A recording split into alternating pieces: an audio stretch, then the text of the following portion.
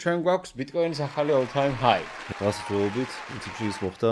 კომპანიები ქმნიან რეზერვებს, ქვეყნები ქმნიან რეზერვებს და ყველა ღერის ბიტკოინის სიმღერას მომწონს. კრაკენიდან ისმის საინტერესო ამბები. და დღეს უკვე ღიად აცხადებს, რომ არა ამერიკელებისთვის ეს სერვისი უნდა რომ გააკეთოს, რაც არის უმაგრესი ამბავი. Alt სეზონი გვაქვს, ოღონდ ის არ არის ასეთ ჩვენ alt სეზონს ვეძახდით, რომ ყველაფერი all time high-ზეა და ყველა ეკოსისტემის ყველა coin-იო დაფრინავს. აი ესე იგი FIFA გადაწყდა რომ აკეთებს ამ blockchain-ს Avalanche-თან ერთად.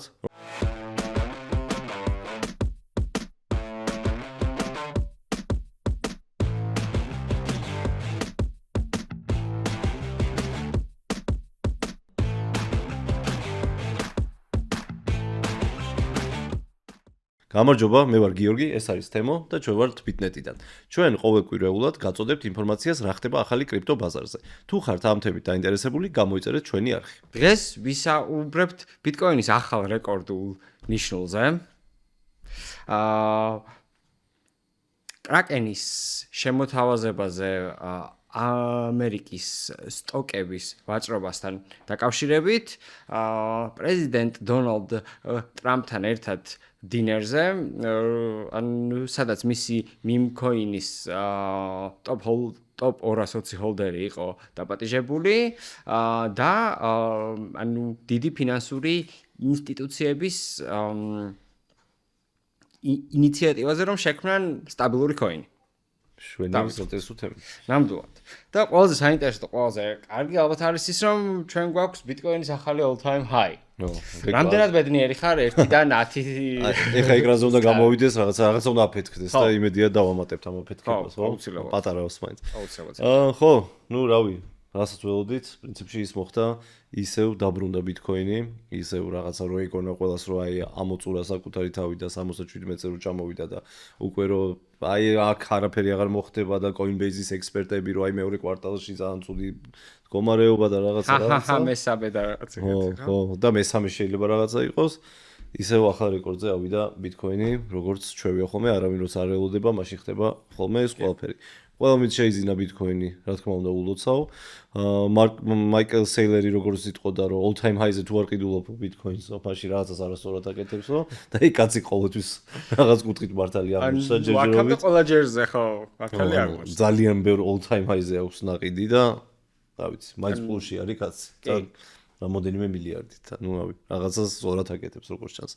ხო, რამ გამოიწვია ეს all time high? ყველაზე კარგი რაც არის, რომ ეს არ არის ტრეიდერების დამსახურება, ესე რომ ვთქვათ, ანუ არ არის ის, რომ რაღაცა საოცარი ვაჭრობა მიდის რაღაცა 50x-ებით და 100x-ებით, პირიქით, სტაბილური ყიდვა ისევ დიდ კომპანიების, ბანკების, საპენსიო ფონდების და ETF-ების და ასე შემდეგ და ასე შემდეგ და ასე შემდეგ და როგორც ოქროს ფასი ვითარდება, ისე ვითარდება ბიტკოინის ფასი და მიდისებით.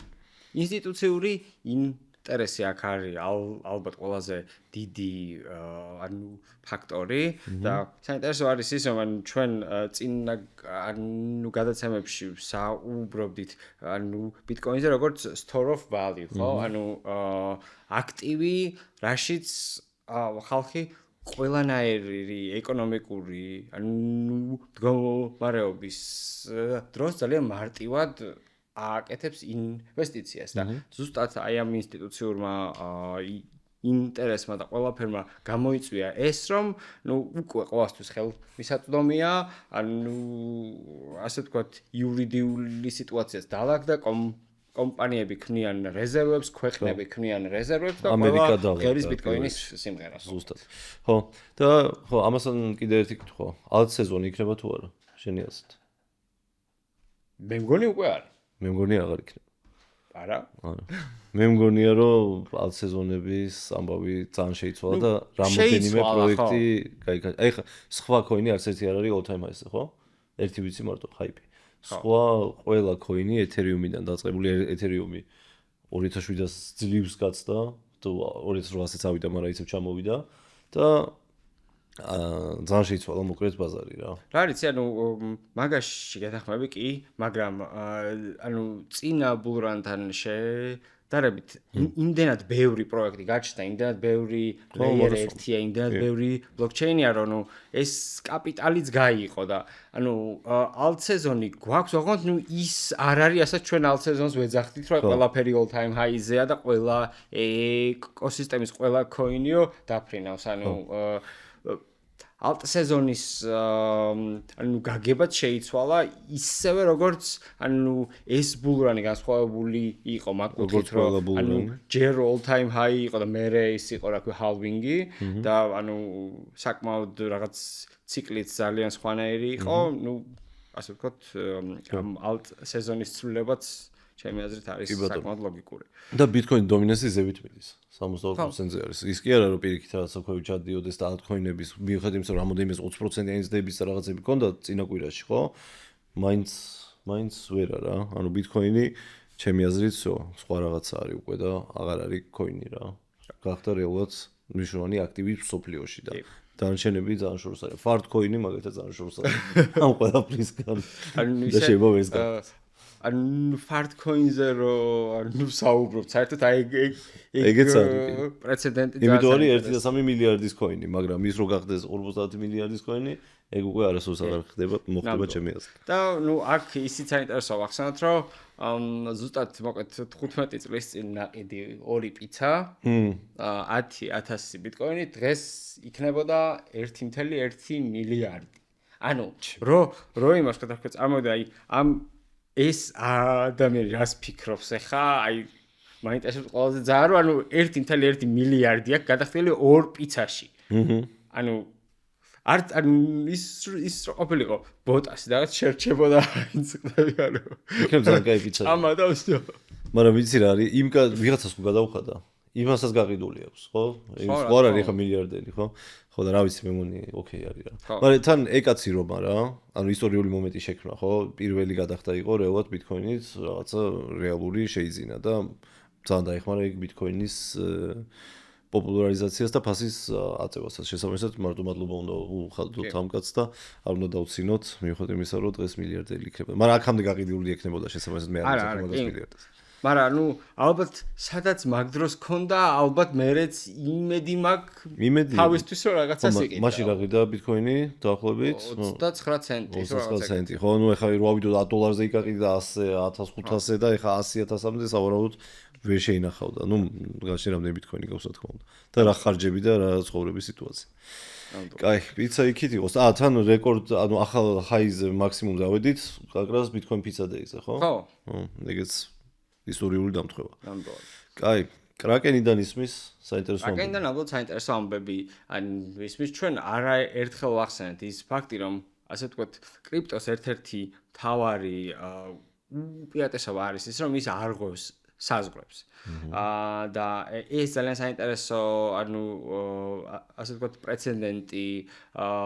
პრეცედენტს გეგმავს კრაკენი და უნდა რომ US სტოკები, ანუ ის ფასიანი ქაღალდები, ამერიკული ფასიანი ქაღალდები. ამერიკული ფასიანი, ანუ ქაღალდების ის მოახდინოს ტოკენიზაცია ნამდვილად და არა ამერიკის მოქალაქეებს შესთავაზოს ის. ანუ ამ შემთხვევაში საინტერესო არის ის, რომ თუ ევროპის მოქალაქეს უნდა რომ იყიდოს რაიმე აქტივი სიტყვაზე ეს არის ძალიან რთული. ანუ არის დაკავშირებული ანუ ძალიან ბევრ ფიებთან, ჭირდება ვალუტის გადაცვლა და ნუ საკმაოდ რთული, მტკივნეული და ძვირი პროცესია. და ბევრისთვის საერთოდ ხელმიუწვდოს ვერც იყიდეს, ანუ ევროპელს არ უგულისხმობ. ევროპაში შეიძლება ინფრასტრუქტურა იყოს ძველი და ნელი, მაგრამ აფრიკაში, ანუ აზიაში და სამხრეთ ამერიკაში შეიძლება საერთოდ ვერ შეიძინო ამერიკული ისა აქტივები და უცბად ამ ბაზარზე გაქვს ცდომა, იმიტომ რომ კრაკენი მაგას აკეთებს. მაგის მცდელობა ხშირად იყო ადრეც, მაგრამ ისევ ამერიკა ბლოკავდა, რა თქმა უნდა, ეგეთ ახალ იდეებს და დღეს უკვე კრაკენი ღიად აცხადებს, რომ არა ამერიკელებისთვის ეს სერვისი უნდა რომ გააკეთოს, რაც არის უმაგრესი ამბავი და იმედი მაქვს, რომ მართლა გაეშვება და იმედი მაქვს, რომ შევძლებთ ჩვენს რომ შევსთავაზოთ ჩვენ მოხმარებას, ეგ ყველაფერი. ნამდვილად და თან არაერთი კრიპტოკომპანიის სტოკებიც შედის, ასე ვთქვათ, ანუ Wall Street-ზე და სხვადასხვა ბაზრებზე, ანუ იგივე MicroStrategy ვახსენეთ, Coinbase-ი, ანუ Circle-ი შემდეგი IPO. Circle-ი და ანუ ამ ყველა კომპანიის ფასიანი ქაღალდების შეძენა ETF-ების იქნება სხვათა შორის რა მოდელი. მხოლოდ Kraken-ის account-იდან. კი ბატონო, ძალიან მაგარი ამბავი და კიდე ერთი ნაბიჯი იმისთვის, რომ კრიპტო გახდეს ყოველდღიური ნაწილი ჩვენი ცხოვრების და არ იყოს რაღაც მარტო Bitcoin-ი ან სხვა რაღაც ალტერნატიული coin-ი. ნამდვილად.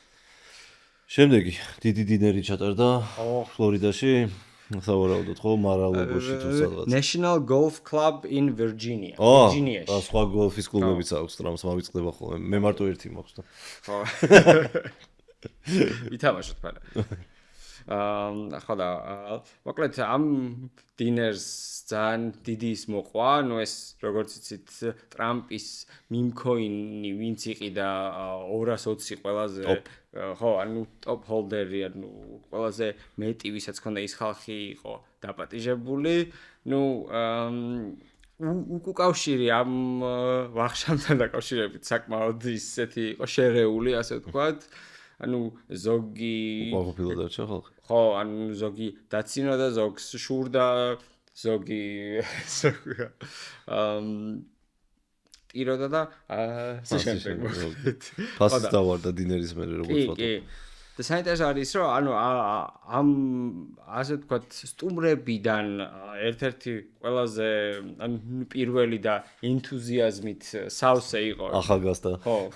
ჯასტინ სანი, რომელიც არის ტრონის შემქმნელი CEO და შემქმნელი, ნუ ჯასტინ სანი ყოველთვის ესეთი ხმაურიანი რაღაცნაირი ტიპი იყო, ანუ ეგ იყო ვინც ის ბანანი იყიდა 6 მილიონად, რომელიც რაღაც არტ ინსტალაცია იყო და მე ანუ შეჭამა ეს ბანანი ხო. თან აი სულ რაღაც რო ხდება კრიპტო სამყაროში, ჯასტინი პირველია რომ გამოვარდება და მე გადაგარჩენს რო იცახით, აი რაღაცა ვიღაცა უაზრობებს აკეთებს. და არავინ რო არ იღებს რა, ანუ რაღაც შეიძლება ვიღაცა დაიჰაკოს, დაკარგოს რაღაც 500 მილიონი, ჯასტინ გამოვარდება მე დაგეხმარებიო და ის მე უარსეუნება, ოღონდ შენ არ დამეხმარო და ყველაფერი კარგად. ოღონდ შენ გაჩერდიო და ჩვენ ვხედავ ჩვენ თავს. ხო, და მე რაღაცნაირად გადარჩებია ხოლმე და ასევე Magic ყურადღება უყვარს მე ჯასტინს. ასევე იყო Magic Eden-ის CEO Jack Lew, რომელიც არის NFT პლატფორმა, ხო?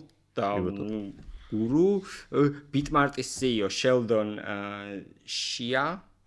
რა დაჭდა დახვევით, ვიცით, ტოპ 220-ში რო ყოფილიყავი თუ არა? არა, სხვა შორის. მაგრამ ნუ თუ გავითვალისწინებთ, რომ რავი, რამოდენიმე მილიარდზე ავიდა მარკეტ კაპიტალი, ნუ პატარა თანხა არ იქნებოდა ნამდვილად. კაი ხა, ნუ ფული გადამახტევინე, რომ იმას უყურო, რა ქვია, ტრამპს ისედაც ყველა ყველა ნიუსში მაგის ის ხდება, რა ქვია, სახე. მაგრამ რავი, აი თუ რაღაცა ინაუგურაციაზე არ ხარან რაღაცა და გინდა ტრამპთან ახლოს ყოფნა, შეგიძლია ეგრე იყიდო რა. ანუ დღეს უკვე ყველაფერი იყიდება გამოდის ტრამპთანაც შეხვედრაც კრიპტოთი შესაძლებელია. რამდენ გზას ცნის კრიპტო მოკლედ. ხდება ყველაფრის ტოკენიზაცია მოკლედ. კი. აქტივების, სტოკების, ურთიერთობის ტოკენიზაცია. ისე მანდ რაღაცა სტარტაპია, ხო იცი? ჩამალული სადღაც შეიძლება. ურთიერთობის ტოკენიზაციაში. აგეთ. ხო და social scoring-ის რაღაცა ტოკენიზაცია და სხვა სულ შეგიძლია მიყიდო მე აი შენ თუ კაი ტიპი ხარ ქალაქში რო ისე იქცევი წესიერად და არ არღვევ და მე თუ რაღაცა წითელზე გადავედი ხო ჩამომეჭრება ქულები და შენ რო მომყიდო მე ისა რა რო ესე დაბალანსდეს. რასი ძახით მოყარა ამოჭერთ. მოკლედ და ასე ვთქვათ, ბოლო როდესაც გვინდა რომ ვისაუბროთ, ეს არის ამერიკის მოკლედ ყველაზე დიდი ფინანსური ინსტიტუციები, ნუ პირდაპირ არა, მაგრამ მათთან დაკავშირებული კომპანიები, მათი შვილობილი კომპანიები საუბრობენ ერთად სტაბილური coin-ის შექმნაზე. ეს კომპანიები არიან JP Morgan, Bank of America, Citigroup და Wells Fargo. ყველაზე დიდი ბანკები ამერიკაში. ყველაზე დიდი ფინანსური ინსტიტუციები ალბათ მსოფლიოში. ერთ-ერთი, ხო, ალბათ. და ნუ ეს კომპანიები ერთად თუ შექმნიან სტაბილურ coins, ნუ ეს ნიშნავს, რომ კრიპტოს ზოგადი მარკეტ კაპიტალი გახდება, ნუ გაიზრდება ალბათ საკმაოდ იქიდან გამომდინარე, რომ ამ კომპანიებს ერთად უჭირავთ ტრილიონობით დოლარი და ნუ რა ვიცი ეს და ასე ვთქვათ ისინი აკონტროლებენ ძალიან ბევრ რაღაცას, რეგულატორებს, ნუ პირდაპირ არა, მაგრამ ნუ ასე ვთქვათ მათი რჩევით ხდება ძალიან ბევრი რაღაცა და ეს ზოგადი კრიპტოს ძალიან დიდი რაღაცა იქნება ეს ბევრი ახალი stable coin-ი ის შეცვლის ჩემი აზრით ფინანსურ სისტემას, ფულის გზავნილებს აქეთ-იქით რაღაცა ერთ ქვეყნიდან მეორე ქვეყანაში სისწრაფეს, რომ აი რავი ჯერ ვერც კი წარმოვიდგენთ, ისეთი მაგარი ამბავი იქნება stable coin-ები. ძალიან საინტერესო რომელი გაიმარჯვებს, შეძლებს თუ არა ტეზერი შეინარჩუნოს ის უდიდესი დომინაცია, რაც ეხლა გააჩნია. რას იზამს USDC, რას იზამს ამათი PayPal-ი, USDG, ახალი პროექტი. USD1-იც ხო ხო, გამოვიდა. ეს ტრამპის ცალკე პროექტი, ძალიან დიდი კონკურენცია შეიქმნა, მოკლედ stable coin-ებში და ეს მხოლოდ მომხმარებლისთვის კარგია. ხო, მაგრამ ჩემი ფავორიტი მაინც USDC-ია. რატო? კორპორატიულისა, ხო, მაგრამ Coinbase-ის არის თავის ინტერესები აქვს, ხო, Coinbase. ხო, მაგრამ Circle არის, ანუ ძალიან ისეთი ეს ანუ ხო, არა, ახალ რაღაცებსაც იგონებენ და მოკლედ კარგად მუშაობენ და მე მგონია რომ მაგათი IPO აქციები საყიდელი არის. თუ მექნება შესაძლებლობა, აუცილებლად ვეცდები რომ რაღაცა ინვესტიცია მანდ გავაკეთო. ეხლა ალბათ მაგისთვის ყველაზე მარტივი ვარიანტი Robinhood-ია, ხო? რა, ამერიკელი თუ როიყიდო აქცია. ქართველი დივერეგისტრირდება. და IPO-ები არ არის ხოლმე საქართველოში ხა მისაწვდომი. მაგრამ მე უკვე IPO-ები რო იქნება კრიპტო სამყაროში, მე უკვე. თორსდები Interactive Brokers-ის აკაუნტი შეგიძლია რომ გახსნათ. კი, არა, ბევრი საერთაშორისო რაღაცა შეგიძლია გახსნა და თუ იმას უნდა კონდეს ის აქციები ხელმისაწვდომი IPO-ზე რა, რომ პირდაპირ იყიდო და ნუ მოკლედ, ეგ უკვე სხვა ამბავი. ერთი თემა დაგვაგვიზდა FIFA. FIFA და AVAX-ი. კი. ესე იგი FIFA როგორც რამოდენიმე გადაცემის წინ ვახსენეთ კიდევაც რომ დაინტერესებულია კრიპტო სამყაროში შემოსვლით და საკუთარ ბლოკჩეინს აკეთებსო, გადაწყდა რომ აკეთებს ამ ბლოკჩეინს Avalanche-თან ერთად, რომელსაც თურქი ფაუნდერი ყავს თორსები, ხო, AVAX? არ ვიცი, მაგრამ როგორც ვიცი, თურქი არის და ნუ მოკლედ მიაღწია შეთანხმებას და AVAX-ის ინფრასტრუქტურაზე გაიშვება უკვე FIFA-ს ახალი ბლოკჩეინი, სადაც სხვა თამაშები და ასე შემდეგ და ასე შემდეგ. და ანუ ბევრი სხვა მოკლედ ახალი საინტერესო რაღაცები და ანუ საერთოდ ეს ანუ ფეხბურთის თემაში ძალიან აქტიურად შემოდის ანუ ტოკენიზაციის თემა, მაგალითად ეხლა რაღაც გუნდი არის კოსტადი ამალფი, ვარცდები, სადაც ანუ ტოკენ ჰოლდერებს შეუძლიათ რაღაც კონკრეტულ გადაწყვეტილებებში მიიღონ მონაწილეობა, ნუ ეს ჯერ ანუ ძალიან პატარა ის არის, რა ქვია, პროექტი, მაგრამ ძალიან საინტერესო რომ თუ გაქვთ ტოკენები, ანუ შეგიძლიათ ხმა ანუ მისცეთ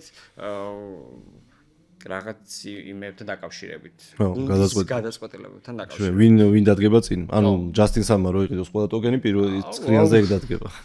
მოიცადე არ უყუროს და არ მოვიდეს ეგ იდეა შემთხვევით, დავიღუპებ. კარგი. ეგ არის მე მგონი დღევანდელი დღისთვის. იმედია იქითა კვირაში კიდე ახალი all time high იქნება, თუ არა და ჩვენ მაინც ვიქნებით. ნამდვილად. დროებით, მადლობა. ნახვამდის.